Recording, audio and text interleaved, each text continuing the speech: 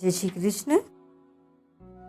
यावत् संजायते किंचित सत्वं स्थावर जंगमं क्षेत्र क्षेत्रज्ञ संयोगात् द्विधि भरतशर्भ।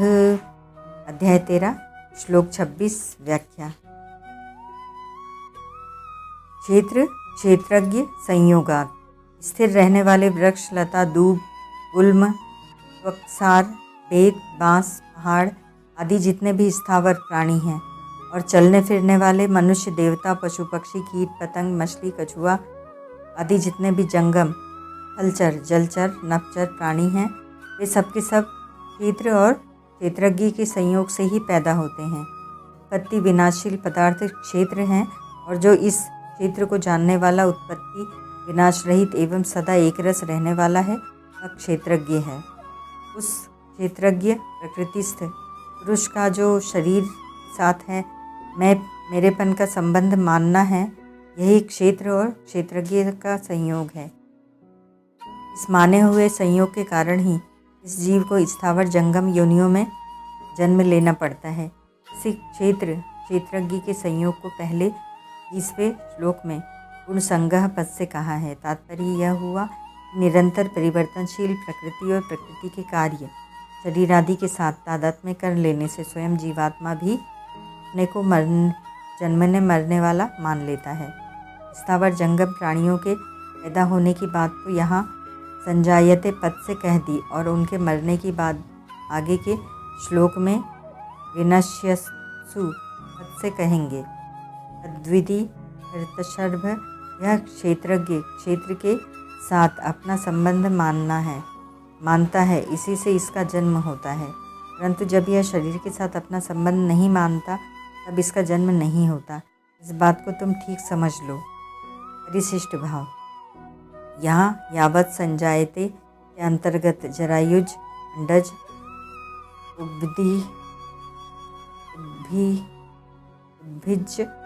स्वेदज, जलचर, नभचर, फलचर, मनुष्य, देवता, पितर, भूत, प्रेत, पिशाच आदि संपूर्ण प्राणी लेने चाहिए। 7वें अध्याय के 6ठे श्लोक में भी एतद्धो नीनि भूतानि पदों से यही बात कही गई है। भक्ति के प्रकरण में भगवान ने परा और अपरा दोनों को अपनी प्रकृति बताकर कहा कि इन दोनों प्रकृतियों के संयोग से ही संपूर्ण प्राणी उत्पन्न होते हैं और मैं ही संपूर्ण जगत का प्रभव तथा प्रलय हूँ। गीता 7वें अध्याय का 6ठा श्लोक। परंतु यहाँ ज्ञान के प्रकरण से भगवान कहते हैं कि संपूर्ण प्राणी क्षेत्र और क्षेत्रज्ञ के संयोग से उत्पन्न होते हैं। तात्पर्य है कि भक्ति के प्रकरण में भगवान अपनी तरफ दृष्टि कराते हैं, क्योंकि भक्त का भगवान पर ही दृढ़ विश्वास होता है। उसके साधन और साध्य दोनों भगवान ही होते हैं, परंतु ज्ञान में भगवान क्षेत्रज्ञ स्वरूप की और दृष्टि कराते हैं कि क्षेत्र के साथ तादात्म्य करने के कारण ही वह जन्म मृत्यु रूप बंधन में पड़ा है। यहाँ प्रश्न होता है कि आकर्षण एवं मिलन संयोग सजातीयता में ही होता है, फिर विजातीय क्षेत्र जड़ के साथ क्षेत्रज्ञ चेतन का संयोग कैसे हुआ?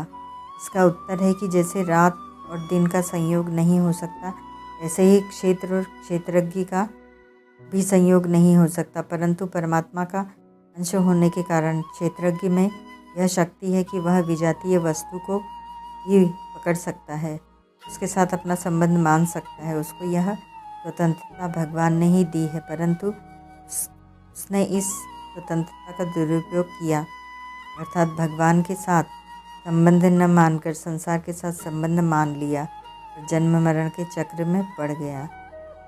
गीता 3 अध्याय का 21वां श्लोक। ओम तत्सत।